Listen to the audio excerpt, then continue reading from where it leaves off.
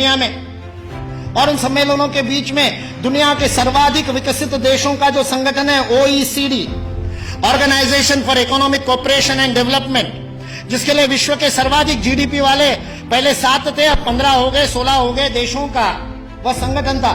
उस ओईसीडी ने सन 2000 में एंगस मेडिसन नाम के अर्थशास्त्री को यह काम दिया कि वो विश्व का आर्थिक इतिहास लिखे, और चूंकि उनकी गणना, उनकी हिस्ट्री 0 ईस्वी से शुरू होती है, तो एंगस मेडिसन को भी काम दिया 0 ईस्वी से 2000 ईस्वी तक 2000 वर्ष का आर्थिक इतिहास लिख दीजिए। उस पुस्तक का नाम है economic history of the world millennial perspective by Angus Maddison. OECD.org इस वेबसाइट से आप डाउनलोड कर सकते हैं। 2000 वर्ष का आर्थिक इतिहास लिखा है एंगस मेडिसन ने, और वह एंगस मेडिसन कहता है कि पहले 1500 वर्ष 0 ईस्वी से लेकर के 1490 तक, 99 तक, सारे विश्व के जीडीपी में लगभग 2/3 66% योगदान देने वाला देश कोई था तो वो भारत देश है।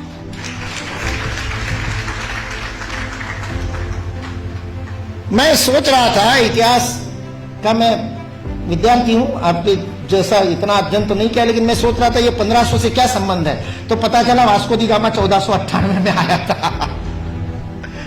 और मतलब उसने भारत को खोजा, ऐसा हम लोग भी लिखते हैं, तो उससे पहले कोई गुम हो गया होगा।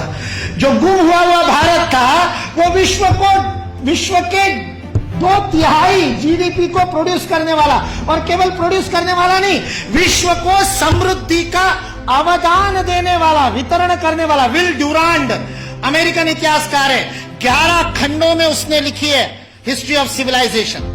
वह विल ड्यूरांड लिखता है सारे विश्व को संपदा का वितरण करने वाला कोई देश होगा तो वह देश भारत देश है। वितरण शब्द प्रयोग किया है, लेन देन नहीं, वितरण करने वाला देश। सारे दुनिया में हमारे व्यापारी जाते थे। वो वास्को दी गामा को भी हमारे ये गुजरात का व्यापारी, वास्को दी गामा ने अपनी डायरी में लिखा है, वो गुजरात का व्यापारी पानी के जहाज लेकर के उसको मिला साउथ अफ्रीका में, उसको तो भारत मिला नहीं था। इसने कहा अच्छा भारत खोज रहे हैं, चलो मैं ले चलता हूं।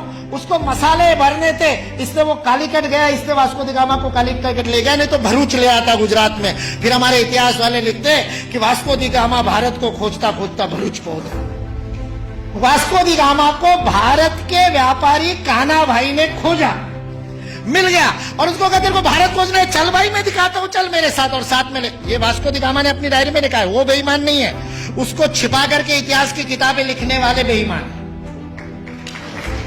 वास्को दी गामा की डायरी का उद्धरण दिए बिना हमारे को गलत इतिहास पढ़ाने वाले बेईमान है। वास्को दी गामा ने तो ईमानदारी से लिखा है, उसने ये भी लिखा है कि उस कान्हा भाई के जहाज मेरे जहाजों से कई गुना अधिक प्रगत थे। 40 खेने वाले लगाने के बाद भी मेरे जहाज को उतनी गति नहीं थी जो उससे 3 गुना बड़े, 3 मंजिल वाला जिसके ऊपर डेक था, ऐसे जहाज को केवल 16 नाविक खेते थे। ऐसा कान्हा भाई का जहाज था। भारत की विज्ञान और तकनीकी की स्थिति अंग्रेज इस देश में आए तब सारे विश्व से अधिक उन्नत थी। ये अंग्रेजों में से कुछ ईमानदार इतिहासकारों ने लिख करके रखा। इसलिए जो इस गलत फहमी में है कि अंग्रेज इस देश में नहीं आते तो भारत में तो कोई विज्ञान ही नहीं होता, वो इस बात को समझ ले कि अंग्रेज इस देश में नहीं आते तो केवल भारत का ही नहीं, विश्व का विज्ञान आज है उससे अधिक प्रगत होता।